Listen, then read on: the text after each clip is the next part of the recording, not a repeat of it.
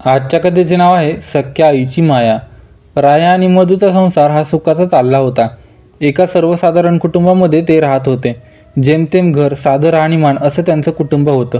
राया दररोज शेतामध्ये कष्ट करायचा आणि मधू त्याला खांद्याला खांदा लावून मदत करत असे. प्रत्येक सुखदुःखात सर्वसाधारण परिस्थितीमध्ये एकमेकांना साथ देत होते. आता त्यांच्या आयुष्यामध्ये एक नवचैतन्य निर्माण करणारं पाखरू येणार होतं. ते आल्यानंतर घर आनंदाने अतिशय भरून जातं. परंतु या सगळ्याला कोणाची तरी नजर लागली. एक दिवस असं काहीतरी घडतं. राया आणि मधू दररोज शेतामध्ये काम करायचे, त्यासाठी की आपल्याला मुलांचे संगोपन करता यावं, त्याला चांगलं शिक्षण देता यावं. आणि हेच काम करता करता एक दिवस उसाला पाणी देण्यासाठी विहिरीवरील मोटर चालू करायला गेली असताना मधूला विजेचा करंट लागतो आणि ती काळाच्या पडद्याआड गेलेली असते. हे दुःख म्हणजे या त्रिकोणी कुटुंबावर बसलेला खूप मोठा घात असतो. आजूबाजूच्या गावातील सर्व लोकांना वाईट वाटतं, परंतु वाईट जरी वाटत असलं तरी ही घटना कोणी भरून काढू शकत नाही. रायाच्या आयुष्यातून त्याची बायको निघून गेलेली असते, तर वेदांच्या आयुष्यातून त्याची आई म्हणजे त्याचं सर्वस्व हरवलेलं असतं. म्हणतात ना, डोंगराआड गेलेली सूर्य पुन्हा उगवू शकतो, परंतु देवाघरी गेलेली आई कधीच पुन्हा मिळत नाही. तशीच काहीतरी घालमेल त्या लहानशा जीवाची झालेली असते. बायको गेल्याचे दुःख तर रायाला होतेच, परंतु त्याच्या एकुलत्या एका मुलाचा सांभाळ आता कोण करणार हा प्रश्न देखील त्याच्या मनामध्ये उभा राहिलेला होता. ना आपल्याला आई किंवा ना आपल्याला बाबा, निदान त्यांनी तरी आपल्या नातवंडाकडे लक्ष दिलं असतं. परंतु लक्ष देण्याकरता कोणीतरी पाहिजेच. मी दिवसभर कामाला जाणार, मग माझ्या मुलाला मी कसं सांभाळणार? आणि मी काम नाही केलं तर पैसे कुठून आणणार? हे सगळे प्रश्न त्याच्या मनामध्ये आणि डोक्यामध्ये काहूर करून सोडत होते.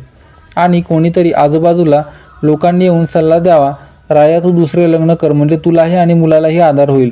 त्यांनी सांगितलेलं एवढं काही चुकीचं नव्हतं, तसंच एवढं काही बरोबरही नव्हतं.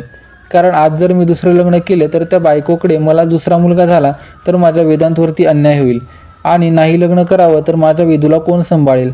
मी भक्कम आहे त्याचा सांभाळ करण्यासाठी, परंतु एका आईची माया, आईप्रमाणे संगोपन एक बाप नाही करू शकत.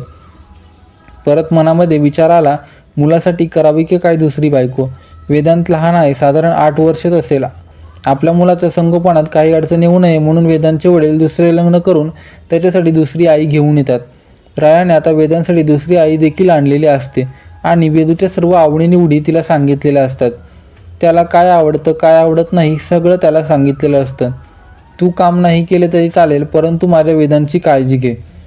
त्याला त्याच्या गेलेल्या आईची आठवण येऊ देऊ नको आणि त्याच्या आईची उणीवसुद्धा भासू देऊ नको. हे सगळं समजून रायाने माधुरीला सांगितले.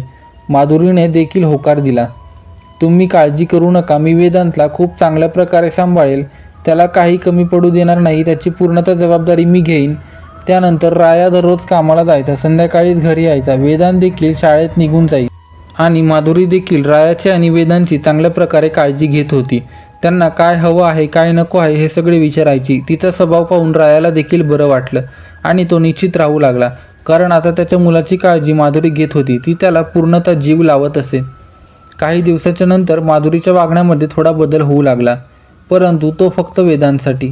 सुरुवातीला ती त्याला शाळेत जाताना आवरून द्यायची, नाश्ता टिफिन वगैरे सगळं काही द्यायची, परंतु आता त्यालाच त्याचं सगळं करायला लावायची. कधी डब्बा दिला तर कधी नाश्ता नाही, कधी नाश्ता दिला तर डब्बा नाही, असे सुरू झाले. वेदूने देखील हे बाबांना नाही सांगितलं, कारण बाबांना सांगावं तर त्यांना वैताग वाटेल, ते उगाच टेन्शन घेतील. लहानसं पोरगं होतं, त्याला एवढं कळत देखील नव्हतं, परंतु आपल्या बाबांना त्रास होऊ नये म्हणून तो सगळं काही सहन करत होता. परंतु माधुरी खूप वाईट होऊ लागलेली होती आणि ती वेदांतसोबत खूप वाईट होऊ लागलेली होती आणि रायासोबत मात्र सज्जन वागत होती.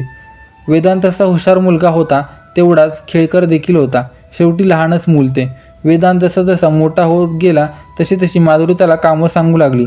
वेदू देखील तिने सांगितलेलं काम करायचा, परंतु चुकून जर त्याने काम नाही केलं तर ती त्याला जेवण देखील देत नसे. एवढं सगळं करून देखील वेदांतने त्याच्या बाबांना कधी तिची तक्रार केली नाही. मात्र अधूनमधून बाबांनाही ते जाणवत होतं. त्यामुळे बाबांनी एक दिवस वेदांतला विचारलं, बेटा तुला नवीन आई कशी वाटते? तू तिच्यासोबत आनंदी आहेस की नाही? ती तुझी काळजी घेते की नाही? तुला खायला वेळेवर देते की नाही? हे सगळे प्रश्न बाबांनी वेदांतला विचारले. मात्र वेदांत निशब्द होता. बाबांनी सांगितलं तर बाबा उगाच टेन्शन घेतील, म्हणून नाही सांगावं तर माधुरी आई अजून त्रास देईल. काय करावं प्रश्न पडला. बाबा म्हणाले, ठीक आहे, सोपा प्रश्न विचारतो. सांग, तुझी देवाघरी गेलेली आई चांगली की ही माधुरी आई चांगली? यावर लगेच उत्तर दिले, बाबा ही नवीन आलेली आई खरी आई आहे आणि माझी देवाघरी गेलेली आई खोटी होती. ते अचानक आलेले उत्तर पाहून वडील संभ्रमात पडतात. त्यांना समजत नाही की मुलगा काय बोलतो आहे ते. म्हणून पुन्हा ते मुलाला विचारतात, तुला असे का वाटते? जिने तुला 9 महिने पोटात सांभाळलं, वेदना सहन करून तुला जन्म दिला, तुझ्यासाठी स्वतःचा जीव पणाला लावायची, तू म्हणजे तिचा जीव की प्राण होतास, मग ती तुला खोटी कशी काय वाटते?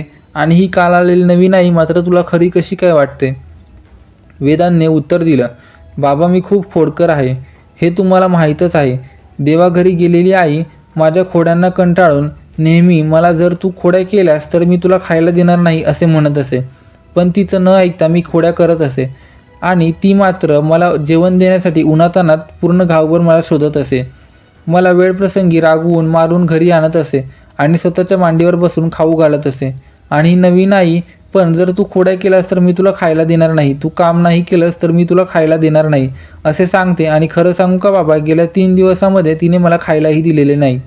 म्हणूनच मी तिला खरी आई म्हणत आहे. हे सगळं बोलणं आपल्या मुलाच्या तोंडातून ऐकून बाबाच्या पायाखालची जमीन सरकली.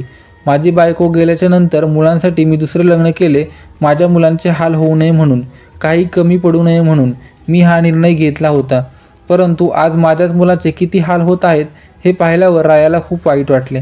मित्रांनो, आपल्या आईसारखे प्रेम आपल्यावर कधीच कोणीच करू शकत नाही आणि दुसरं कोणी तिची जागाही घेऊ शकत नाही. कारण म्हणतात ना, स्वामी तिन्ही जगाचा, आई विना भिकारी. मित्रांनो, तुम्हाला ही कथा कशी वाटली आम्हाला कमेंटमध्ये नक्की कळवा आणि अशाच नवनवीन व्हिडिओसाठी आपल्या चॅनलला नक्की सबस्क्राईब करा.